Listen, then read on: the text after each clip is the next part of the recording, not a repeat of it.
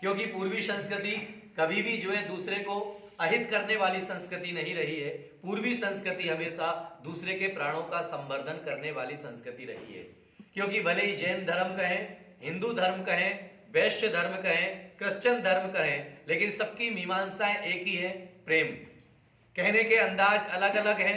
क्योंकि अगर कोई व्यक्ति महावीर से पूछा तो महावीर एक ही शब्द में उत्तर देते हैं, जियो और जीने दो। रहीम से जाकर के किसी ने पूछा तो वह भी कहते हैं, रहीमन धागा प्रेम का मत दीजो चटकाए, टूटे से फिर ना जुड़े, जुड़े गांठ पड़ जाए।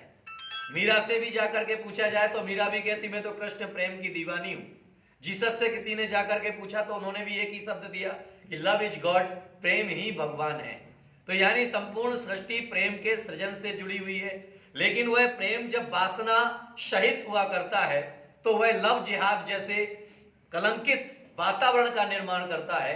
और जब वह प्रेम विश्व मैत्री से जुड़ा करता है, जीवन उद्दीन के संदेश से जुड़ा करता है, प्राणी मात्र के प्राणों की रक्षार्थ जुड़ा करता है, तो वह जो है चारों तरफ जो है सौहार्दपूर्ण वातावरण निर्माण करने का कारण बनता है। इसलिए भारत देश के मिजाज में कभी भी किसी को भी जो है धर्म के ऊपर जो है जबरदस्ती किसी के ऊपर थोपने की कोशिश नहीं की गई।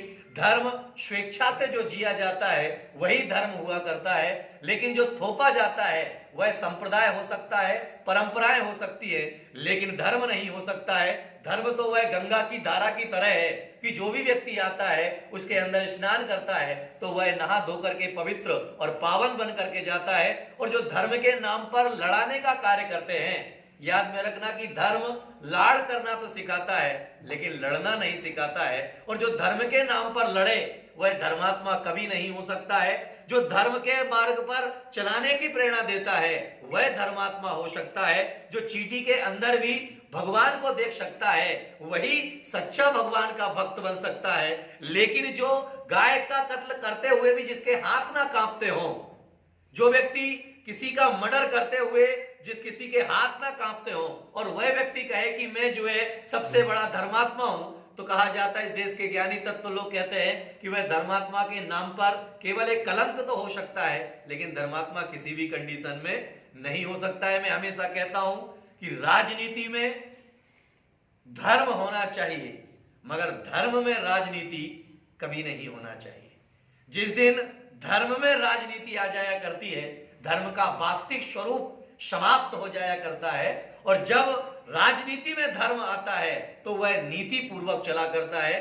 क्योंकि जिस देश का राजा कुटिया में रहता है उस देश की प्रजा महलों में निवास किया करती है। और जिस देश का राजा महलों में निवास करे तो समझ लेना चाहिए कि प्रजा के लिए कुटिया के अलावा कोई दूसरा रास्ता नहीं बचा है। इसलिए इस देश का धर्मगुरु होने के नाते मैं देश की जनता से केवल एक ही अपील करूंगा कि हम जब जब पाश्चात्य संस्कृति के चंगुल में फंसे हैं तब तब हमने विनाश की कगार को अख्तियार किया है। और उसी विनाश की कगार का आज हम सभी सामना कर रहे हैं। क्योंकि आज जो है हम जिस कोरोना वायरस की बात करते हैं, जिसकी वजह से जो है हम मास्क लगा करके जो है 2 गज दूरी रख करके चल रहे हैं, अगर हम पूर्व से ही भारतीय संस्कृति का हमने अनुपालन किया होता तो शायद आज इस बीमारी का सामना, इस वायरस का सामना हम सभी को ना करना पड़ता। क्योंकि जिस गर्म पानी की पीने की बात जो है जैन धर्म आदि से कहता चला आ रहा है उसी का अनुपालन आज हमें करना पड़ रहा है। जिस संस्कृति को हमारी भारतीय संस्कृति कहती आई है कि हाथ जोड़ करके एक दूसरे का अभिवादन करें, हाथ मिलाने की आवश्यकता नहीं है, और आज वही कगार पर आ गए कि हम उस कोरोना वायरस की डर से किसी से हाथ मिलाने के पहले हाथ जोड़ना प्रारंभ कर दिया। तो हमने पूर्व में ही अगर भारतीय संस्कृति को अपना लिया होता तो शायद हम इन विडंबनाओं से बचा जा सकता है। इसलिए भारत वह अध्यात्म देश है जिसने सारी दुनिया को दिया है, दुनिया से लिया नहीं है अपितु सारी दुनिया को हमेशा दिया है। और आज भी भारत की संस्कृति ही आज बचाने में हमारे कारण है। इसीलिए चाहे गौवध हो, चाहे मांस निर्यात हो, चाहे भ्रूण हत्या हो या किसी के साथ में बलात्कार आदि जैसी क्रियाएं हो, ये भारत की संस्कृति के मिजाज में नहीं है। ये तो पाश्चात्य संस्कृति के मिजाज में हो सकती है, लेकिन भारतीय संस्कृति के मिजाज में ये कलंक का टीका है। इसलिए मैं देश के युवाओं का आह्वान करना चाहूंगा कि वह पाश्चात्य संस्कृति से ऊपर उठे, पंच सितारा संस्कृति से ऊपर उठे।